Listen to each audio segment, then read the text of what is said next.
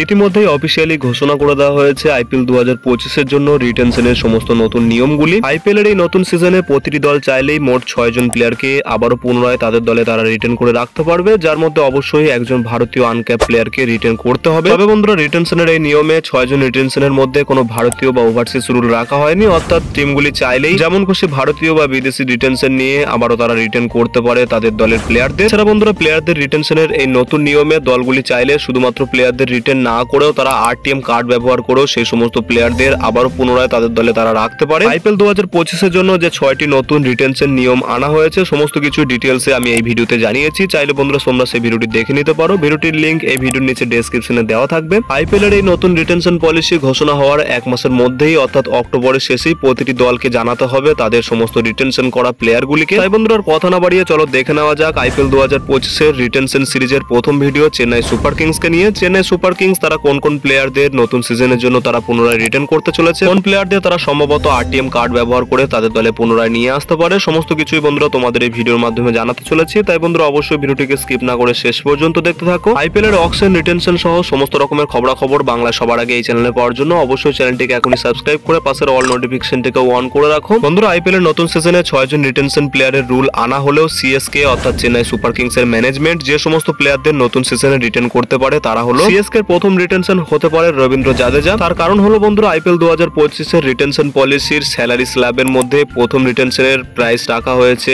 18 কোটি টাকা। গত সিজন থেকে ভারতীয় ইয়াং প্লেয়ার ঋতুরাজ গায়কোয়াড়কে সিএসকে দলের ক্যাপ্টেন করা হলেও সিএসকে ম্যানেজমেন্ট অবশ্যই অভিজ্ঞ প্লেয়ারদেরই প্রেফার করবে ফার্স্ট রিটেনশন হিসাবে। জাদেজা বর্তমানে টি20 ফরম্যাট থেকে অবসর ঘোষণা করার পরেও অবশ্যই তিনি সিএসকে দলের কাছে একজন অত্যন্ত গুরুত্বপূর্ণ অভিজ্ঞ প্লেয়ার, যে কারণে মনে করা হচ্ছে সিএসকে দল ফার্স্ট রিটেনশন হিসাবে জাদেজাকে রিটেন করতে পারে। দ্বিতীয় রিটেনশনের কথা বললে সেখানে বন্ধুরা তারা রিটেন করতে চলেছে তাদের ক্যাপ্টেন ঋতুরাজ গায়কোয়াড়কে। নিঃসন্দেহে বন্ধুরা, চেন্নাই সুপার কিংস সহ সামনের দিনে ভারতীয় দলের একজন আপকামিং সুপারস্টার হতে চলেছেন ঋতুরাজ গায়কোয়াড়, যে কারণে বন্ধুরা এই নতুন ক্যাপ্টেনকে চেন্নাই সুপার কিংস অবশ্যই তাদের দ্বিতীয় রিটেনশন হিসাবে তাদের দলে রিটেন করতে চলেছে 14 কোটি টাকার প্রাইসের মাধ্যমে। আইপিএল থেকে প্লেয়ারদের যেহেতু নতুন রিটেনশনের প্রাইস স্ল্যাব কিছুটা এমন ভাবে সেট করা হয়েছে যেখানে প্রথম রিটেনশন 18 কোটি, দ্বিতীয় রিটেনশন 14 কোটি এবং তৃতীয় রিটেনশন 11 কোটির পর আবারও চতুর্থ রিটেনশন করা হয়েছে 18 কোটি এবং পঞ্চম রিটেনশন রাখা হয়েছে 14 কোটি টাকা। এই কারণে প্রতিটি দলই চাইবে তাদের সবথেকে গুরুত্বপূর্ণ প্লেয়ারদেরই শুধুমাত্র রিটেন করতে। প্রতিটি দলই চাইবে তাদের পার্সের বেশি টাকা বাঁচিয়ে রেখে তারা অকশনের সময় নতুন দল তৈরি করতে। কোন অবস্থায় বন্ধুরা, চেন্নাই সুপার কিংস তারা মাত্র 3 জন প্লেয়ারকে রিটেন করতে পারে, যেখানে তাদের দ্বিতীয় রিটেনশনের পর তাদের তৃতীয় রিটেনশন হতে চলেছেন শিবম দুবে অথবা বন্ধুরা মাথিসা পাথিরানা। এই দুজন প্লেয়ারের মধ্যে যে কোনো একজন প্লেয়ারকে চেন্নাই সুপার কিংস তাদের থার্ড রিটেনশন হিসাবে